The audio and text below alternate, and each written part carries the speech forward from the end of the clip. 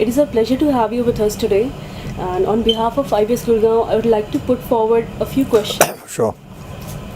How soon can we expect a permanent seat in UN Security Council? You know, if you are in an exclusive club Yes, sir. of 5 members, you never want to expand it to 6. That's true. So as a realist, I don't expect that any change is going to come in a hurry. Because if you're going to expand, then you're going to have to look to Japan and India in Asia. You are going to have to look to Germany in Europe and possibly Italy. You are going to have to look in Africa to perhaps Nigeria and South Africa. Yes, sir. Then there'll be no Islamic countries, so perhaps Nigeria. So are you going to expand it that fast or that far? I don't see it happening in a hurry. The other thing is, frankly, I think sometimes it's more of a burden because you're forced to take decisions you don't want to if you're a member of the Security Council. What you gain out of it materially or in political terms, yes, prestige. But if your membership is expansion is going to include not just Asia but Africa and other parts of the world and Japan and so on, then it becomes a larger club. Even therefore, if you become a permanent member, you will not get a veto right, because they can't give a veto right to 12 of people. So they'll retain it for 5. So what have you gained? So, third question is, can we look forward to enduring relationship with China, given our increasing tension with USA? I think you can at best expect a relationship with China which is remains peaceful and in which China shows greater understanding for Indian aspirations, particularly in Asia. I am afraid China is not going to do that. Yes, China would not like to have tensions or a conflict if it is not sure it can win. It can bully Philippines, it can invade Vietnam, it can challenge the smaller ASEAN countries. But taking on India and its border, it can never be sure it can win. Because I don't think we are going to make the mistakes we made in '62 again, hopefully. China, it will not suit its interest to get into a conflict which it does not win.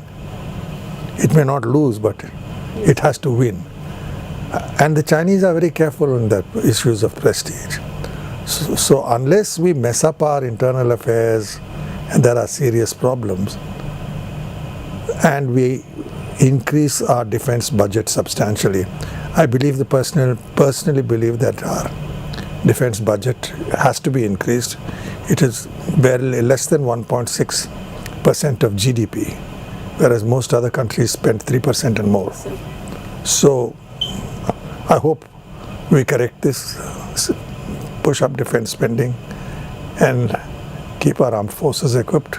That is your best guarantee for peace. Yes, for sure.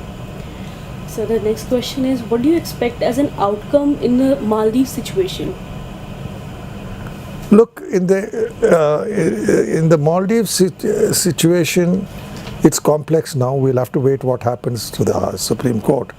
But look, this is a massive mandate. 58% and 42%. It was a 16% difference.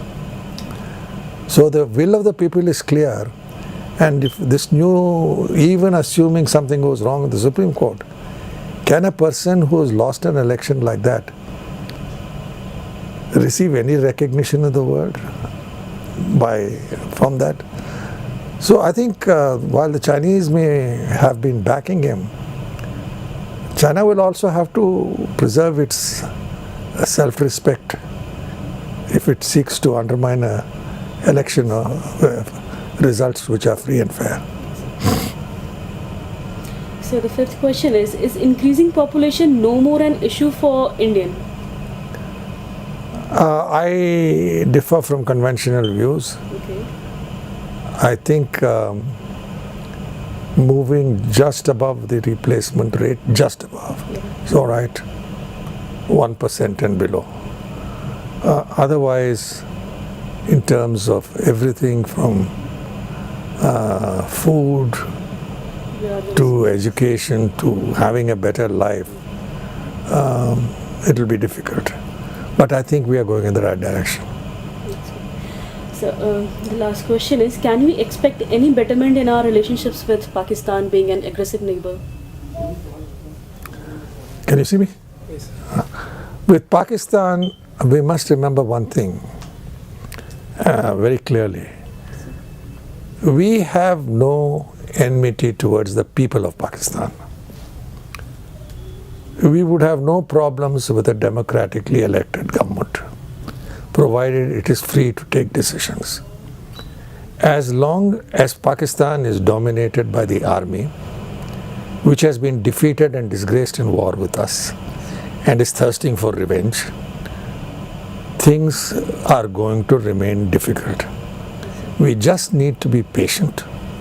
Some problems take a century or more to resolve, like Alsace-Lorraine in Europe.